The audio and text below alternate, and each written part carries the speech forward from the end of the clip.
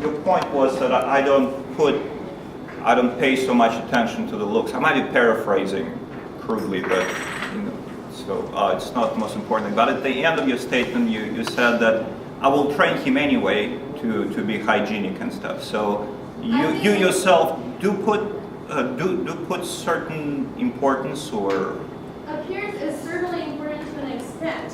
So if I do not shower for a month and none of you would be my friend, that's basically my opinion, which is what my team represent as well. But we're arguing that if you focus so much that you focus only appearance on that circumstance, it can harm both you and the society. okay. Thank you. Some more questions, come on. You have some interesting questions. Yes. Further across the proposition, I haven't yet played a similar vein to Aaron's question. Yes. But that was more about appearance of resume, CV, or grades. In the vein of physical appearance of what society deems beautiful, I haven't yet heard a substantial argument from the opposition as to how society doesn't places too much emphasis on physical appearance in movies, in films, games, books, in everything. Everybody is gorgeous. I haven't heard a social argument saying how society doesn't do that and why it isn't harmful. But the opposition is arguing that society. What are you arguing? So to clarify the question. The question is about whether you think I don't feel satisfied in that they've said why. society puts such an emphasis on it. Because it does cause harm to people in terms of their physical appearance. It does. Yes. So have you given a good enough reason? Yes. First Can you of come to the all, front, please?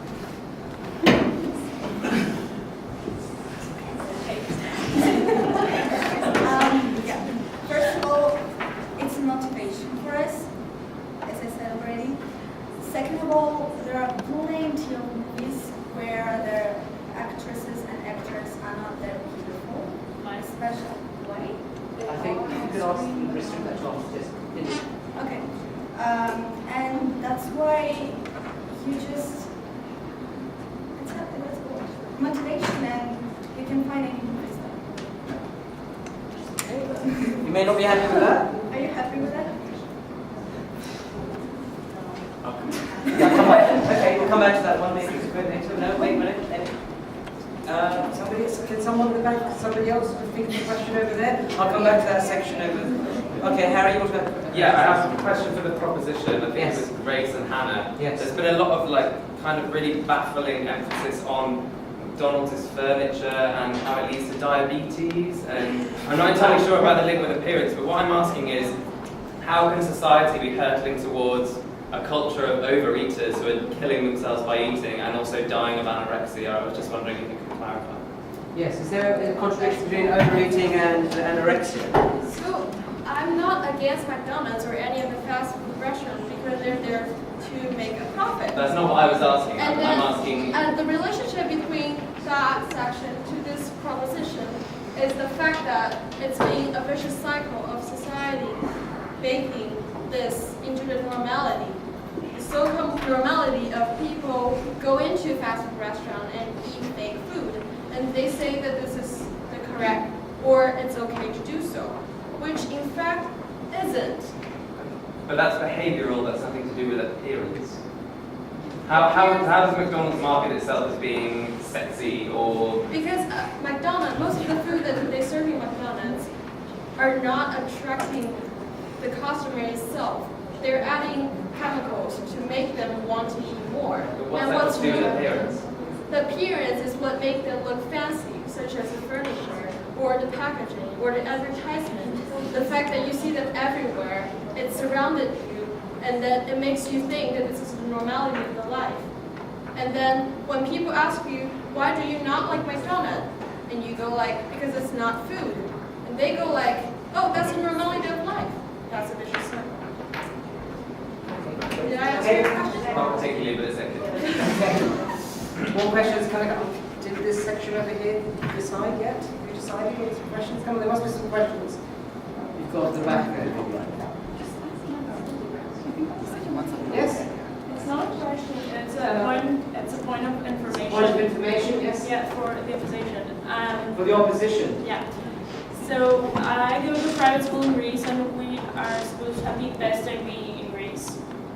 And you said something about Best IB. international baccalaureate, and you said something about interviews at universities. And a girl at my school, she scored at her finals at 45 out of 45, and it's really hard to do. But she didn't get accepted into Oxford University because of her interview, because her appearance and her no, not her character, her appearance, because she was a good student. Didn't do much anyway. And a girl that scored a 44 out of 45, she got in and she is accepted.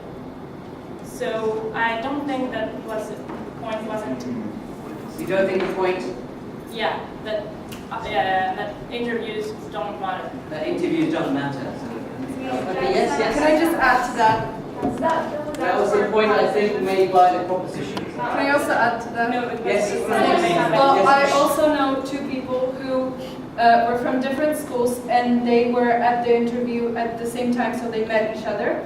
The guy scored 43 points out of 45. He organized an MUN conference. He was doing the IB, and he was amazing in everything. He always tried to look his best, and his college application was perfect. And he didn't get it. The girl who went to a regular school, who didn't have so much pressure to be in the IB program or anything, and she did regular stuff, but she did so many extracurricular activities. She got it. And I don't know, I think both of them worked really hard, but on really different levels. And So why do you think the second person was given the place? sorry, Why do you think the second person was? I really don't know because I don't know her that well, but I know the guy, and I don't know what I'm trying to say. It's kind of connected to what Anna was saying. Do you want to That Can I just help a little bit? Yes, I Andy. think what came up, just to go back to the early part of the debate, was your point was about the appearances of grades. I think you made a point very early on that grades are actually a superficial thing in appearance, and people usually prove it to read off. And I think the point that both speakers have made is that actually grades are more than appearances, just as you felt interviews were more I than said that appearances. the appearance of the girl at her interview, she actually beat the girl that had a 45 out of 45, the girl that had a 44 because of the interview, because her appearance at the interview was better. She was better. I think the point that you're both making is that there are appearances and realities to grades, just as there are appearances and realities to all other features like interviews. Like interviews and things like that. So you can't segment the one and say that's all about appearance and the other that's all about reality. Carl? answer this or is it answer? No, I had a couple of sort of content issues with Anna's point that didn't stack up. I was going to rub off them, but no, I think it's been fine. Think of some more questions, please. Yes? Yes? I was just wondering, maybe for both teams, is that if, I was just wondering what is wrong with aspiration, and that if aspiration is taken away, obviously appearance, everyone has an appearance, not everyone is good at sport, not everyone is very bright, and it's very possible actually to succeed without being bright, as much as you might be led to believe by your schools. I was just wondering what is wrong with aspiration, and can you possibly identify the dangers of living in a society where everyone is mediocre and encouraged to be exactly the same? That's a very good question. Yes. Okay, good. So, Well, there is nothing wrong with aspiration. In fact, I think that when we do think about appearances, it's the struggle to perfection. It's like a noble goal trying to be near perfection. And of course, we never reach perfection, but it's the striving towards that progress, that strive for perfection, like I said before. but then of course you're saying that perfection has to be physical to some extent. Yeah. Okay. Yes. My question was to both. Oh, it's sorry, both teams. I'll come to it. Yeah, I was just wondering what is wrong with aspiration, and can you potentially identify any dangers of living in a very mediocre society that doesn't aspire to achieve? what? Sorry, just the last Can you identify any problems with living in a society where mediocrity is promoted as opposed to achievement? Yes. Aspiration. There's nothing wrong with aspiration because obviously as different people are different, people will have different aspirations and different levels of motivation. And so there's nothing wrong with having aspiration, but there's everything wrong with having a mediocre society. Because the more diversity, the more interesting life is. And that's what human nature is. It's irrational and to a certain extent illogical to say that mediocrity... That's our point. That's your point. That's exactly our point. The world's irrational. Okay, the point is that that's irrational, therefore that's how the world is. That's exactly our point. We're not finishing. Okay, let's just... But we're not against irrational. I just stated that. I want to hear about it. Okay, do you want to clarify the point about the irrational first? That we live in an irrational world, people make random choices. Is that world harmful? But it is that irrationality, which for some is negative, but for some is positive, that makes the world enjoyable to live in. Because for some it is a negative trait, but for some it is a positive trait. That's what makes the world enjoyable. Okay, fair enough. Okay, That's our point right there. fine. All right. Okay, yes. So is the opposition claiming that we're living in a world that is irrational? Is the opposition claiming that we live in an irrational world? We are not claiming that we live in an irrational world, but we're claiming that not everybody can be rational, you know? Like, not everybody can, you know, look the same. It's just the same thing. Not everybody can be rational. Some people are irrational. Therefore, we will never live in a completely rational world. We can never live completely in a rational Do you have a world. point of information? Yes, at the back. Yes. I'm just wondering about beauty and aesthetics, because generally I would probably always agree with this idea that it's not good to have too high, this emphasis on appearances.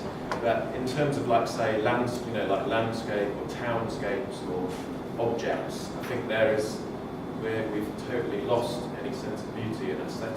So in that sense, I totally think we should have more. So I don't know if you both sides want to hear your views on Yes. beauty and What about aesthetics. beauty and aesthetics? What function does beauty, aesthetics, architecture, for example, play? Thank you for asking that question, because that's exactly what the proposition team believes in, is that our essence is what matters the most, not what appears to matter the most. So now we're chopping down trees and building the buildings that are looking fancy and then they're functional, which make the society more automated. But then we're claiming that we should maybe not emphasize that much to how functional and how useful, how the appearance look to us, rather than look into the spirit of everything. Thank you. Fair enough. Last couple of questions. You have from the other team as well. Oh yes, and maybe somebody from the other team please also respond to that. So, Beauty and architecture and aesthetics. was your question on both architecture and beauty? Beauty and And aesthetics. aesthetics. Okay. So like the example that I said, somebody on my team was familiar with the person who was beaten and the husband shot off her nose.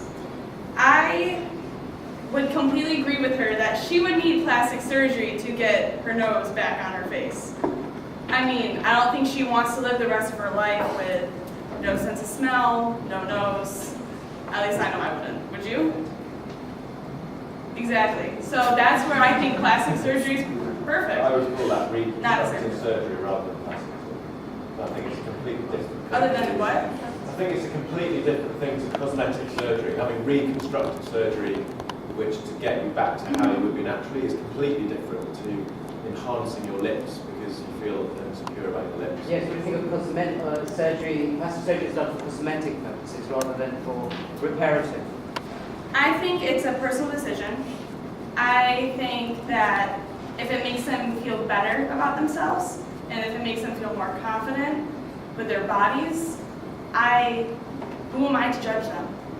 Doesn't Robin's question actually push us into this zone too much? Adequate, about right, too much? Yeah, so in other words, is a liposuction or some other sort of fancy plastic surgery, would you be happy with that? I mean, I don't really feel Are like there I... things you would do to change? Personally, no. I do not want to change anything about me. But you have no objection to somebody who wanted to do it for purely cosmetic reasons? Who are we to judge? Like I said, why should we judge them? So who are we to judge, okay? But it's more Yes. about whether encouraging. Sorry, say It's again. more about whether society is encouraging it. It's not to do with not judging, it's whether is society Is encouraging people society to have contributing surgery. to that? Should they be encouraging us more? What they're saying is that society should be encouraging people to have more plastic cosmetic surgery than they already are having. There's not enough emphasis. Yes, yes. So is society encouraging more of that sort of thing, do you think? I don't see that, for me personally, I do not see that society tells me that I need to have bigger lips or a better nose. But to some people, it might. But yet then again, it makes them more confident. You know, it makes them feel better about themselves. So, I mean, what's wrong with it? Fair enough. What's wrong with that? Yes? Tessa, what you just said, that most people, they do plastic surgery to feel better about themselves, but to feel better about themselves, they should be judged in the first place by society and their standards. So this standard of beauty and of how things have to be, like you have to have big breasts for guys who like your just main standard. So that's why you feel better when you do plastic surgery. So it is this emphasis on appearances actually that makes you do it for yourself in a way. So You know, there's a how we social, answer social that. pressure on you to look a certain way, and therefore it can't be a rational, purely rational thing. It's sort of through fear. You have to look perfect. The world isn't rational, like you said, but society, I mean, it might emphasize on looks too much, but I don't think it does. No, I didn't. To them it does, but yet then again, I mean, I cannot say this enough, but who are we to judge the people who get plastic surgery? Can you give an example of one person who did plastic surgery without thinking of anybody else and not feeling, yeah, I'll be better for myself, I'll feel better? Actually, I do. My aunt. She got lip surgery. She did it because she did not like the appearance of her lips. She personally did not like them. So she got a And lip did she surgery. give a reason why she didn't like her lips? She said they were too skinny.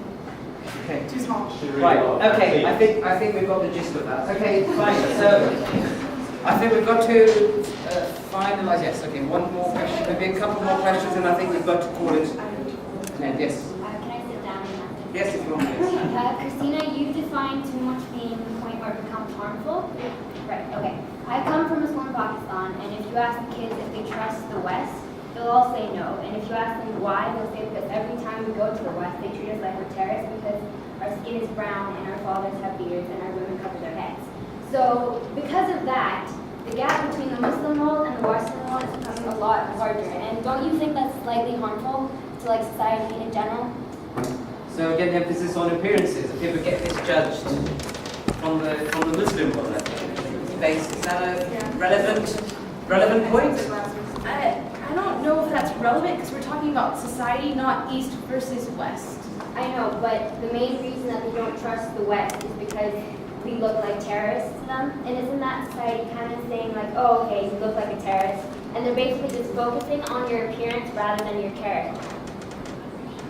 So the emphasis on terrorists being from a certain racial background or having certain characteristics, is that not a symptom of the same emphasis on appearances?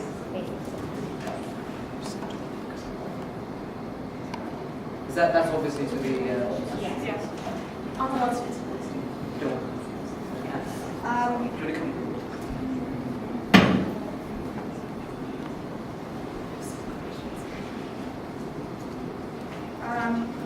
So you touched the point about like kind of racism, and we have a point that the question of racism is not about skin color. This question is a lot deeper. The South and like all Southern countries have been developing slower than Northern countries, and that is why slavery began. As slavery was forbidden, and still maybe, I am not sure, in some countries maybe there's still slavery, but I'm not sure.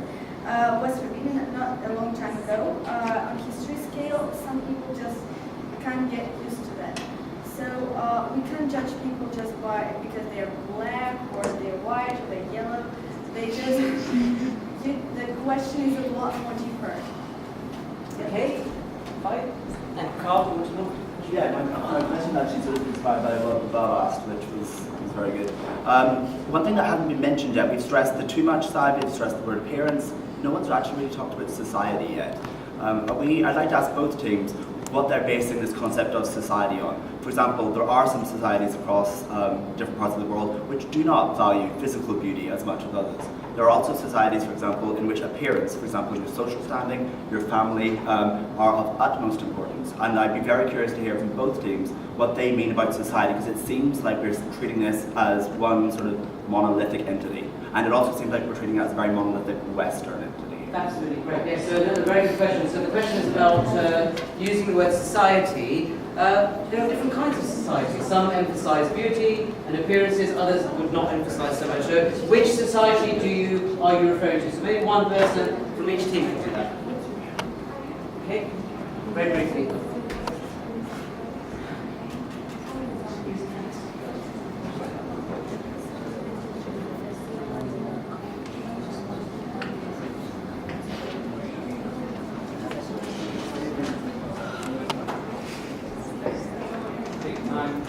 Don't worry, we've got the whole night. So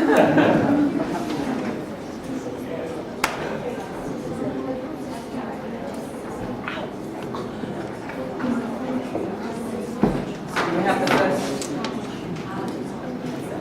Your question seems to go start.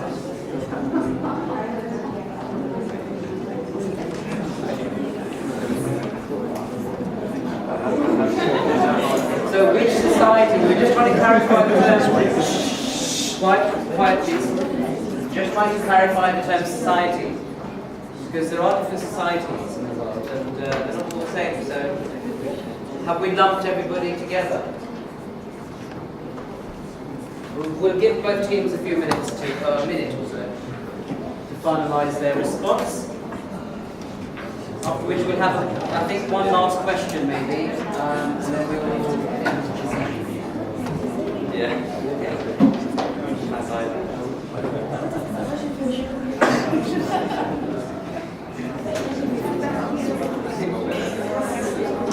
Right, I think.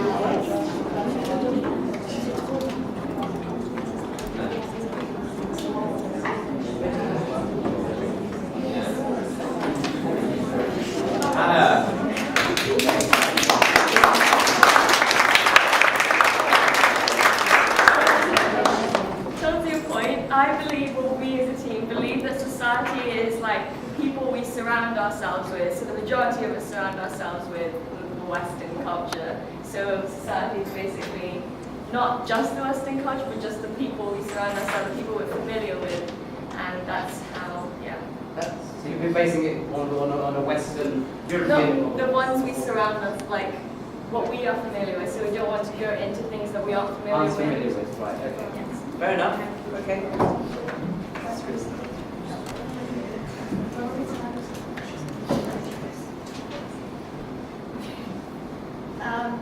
We think that society is a lot more deeper than people that surround us. We suppose that society is all that we feel. Society is all that we do, and society is all that we're believe. So society is actually us, and us is a society.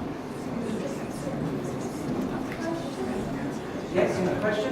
What you just said is basically what we said, that what you surround yourself with, because what you are is what you are. So what? Again, could you clarify that? So I said that society is what you surround yourself with, the people you hang out with, who you are, what you're familiar with. Okay. Do you want to say something? Yeah. Very quickly? Okay. On this, like, we're not disagreeing with you. We believe that society is the Quite same. obvious what you said. Yeah. Exactly. Yeah. You said no, but the same thing. Okay, Can I so please maybe the last two questions maybe, one here and anybody else? Three? You go first. I just want to ask Grace one last question. Grace again, one more question. Yeah, Well, it's related. Also, basically, you said that if you turn your corpse, that means that you lose your personality. That's not you anymore. But you used to talk about training your boyfriend. Wouldn't that say that you're denying who he is, and you love who he is, not him? Oh, all right, okay. So, What she meant to say was that someone with a more defined character, however with pungent body odor, has the capacity to change and just adapt to its surroundings more than someone with perfect hygiene, but very dull, rigid, and non-changing personality. So when she said trained, obviously it was a portrait of words. Why would you love someone like that in the first place? It was a bad choice of words and also implied for comedic effect. why would you love someone like that in the first place? Okay, one more final question. To summarize the debate, to summarize the debate, I feel like the arguments each side is proposing is based on foundation, is on specific examples, not on logical arguments. So could each team make their arguments clearer as to summarize and to explain why each field of their arguments accord to the fact that society places too much emphasis or too little emphasis on appearance, and clarify that. So I think that has to be the final question, okay, from the audience today. So can you just summarize very, very succinctly, very concisely, what you believe to be your ultimate rational argument, okay, for each team? Because I think there's a bit of uncertainty about where some of these arguments, if there are arguments, where they've been going. Okay, so if you just have 2 minutes. No, yes. We are basically going to recap Yes, a very, very short summary of what you regard as your main argument. Yes. So we'll get the opposition first. We'll try and clarify this a bit better. Actions of a person lead to the character of a person. And the way you are, who you are, is kind of how you act. And actions speak louder than words. Thanks. Okay.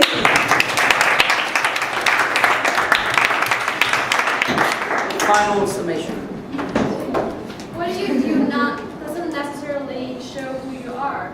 I am a girl with full passion for violin, but then I can play violin. And then when you see me playing violin on the stage, you may think, okay, this is a girl who's really interested in music. But you're not seeing who I really am and who I am as an entire person. So that's why society should focus more on who you are as an entity, as yourself, than it is already.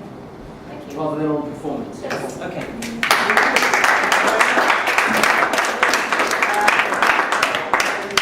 One final comment, Hannah. Yes, what do you want to say? Just very briefly. Yes, if you want to come to the question. But it can't be a question. Can you answer the question, please? It just has to be a very brief comment.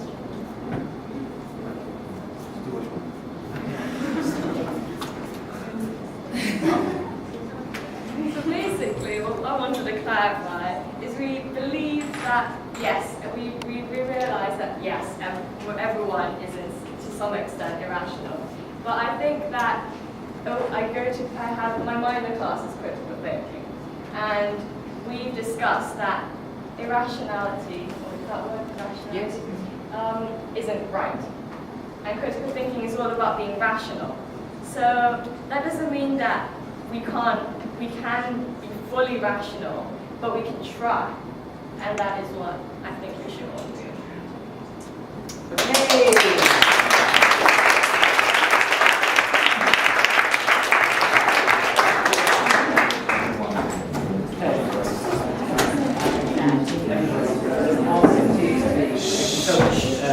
For all the contributions and engagement with Agitators and all the work they're doing.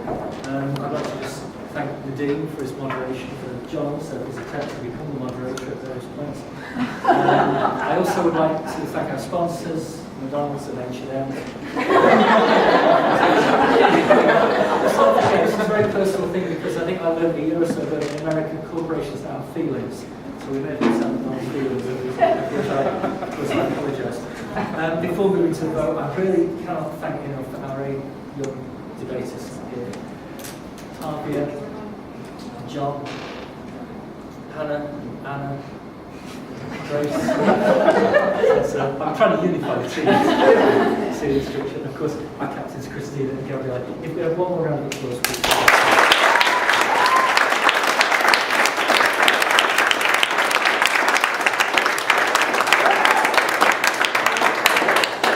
The format now is that I'm going to ask the 2 teams to depart the room for a mo while you vote. And then we'll invite them back in so we can hear the result down of your consent view.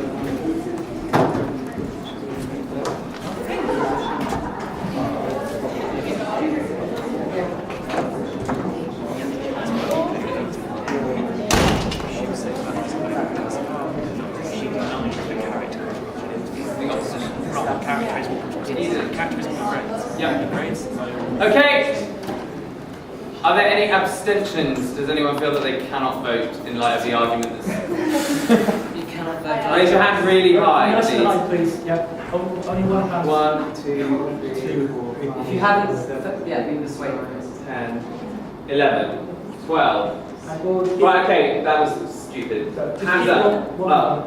1, 2, 3, 4, 5, 6, 7, 8, 9, 10, 11, 12, 13. Yeah, me too. Harry, Leslie's asked if I can cast her vote. Is that valid or not? Yeah. Okay. She's had to leave. Okay. But she told me who she wants to vote for. Okay. You got to tell the room, or do you want me to come over? Oh, she's the proposition. Okay. Those in favour of the proposition? So this is that this House believes that society places Too much emphasis on your physical appearance. 1, 2, 3, 4, 5. I think there was no physical appearance on the... Oh, appearance. 80. Try again. Okay, hands up, keep them up.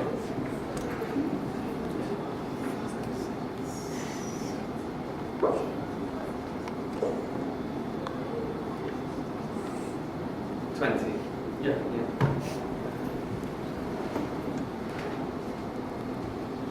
Those in favour of the opposition?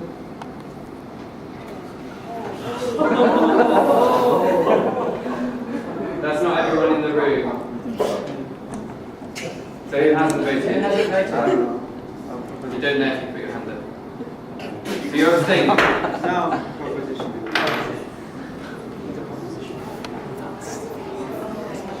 Yeah, it still doesn't add up, but that's fine. I don't think it's really going to make much difference. This should really be voted. 37. Oh no, 37. Okay. Katrina, have you voted? You voted, yes? Yes. Yes, you have. Yeah. Everybody should vote, either yes, no, or you know. Has everyone? Yes? Yeah. Okay. We'll call them back.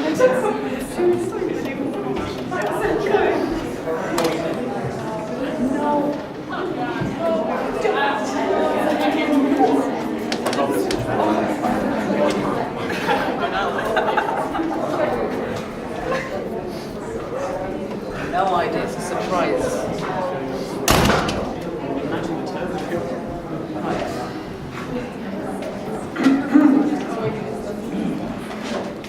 We've passed our vote and counted about 5 times, so we're definitely sure.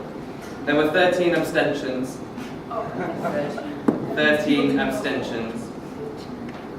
So the remaining votes with a victory of 23 to 1. The victory goes to the proposition.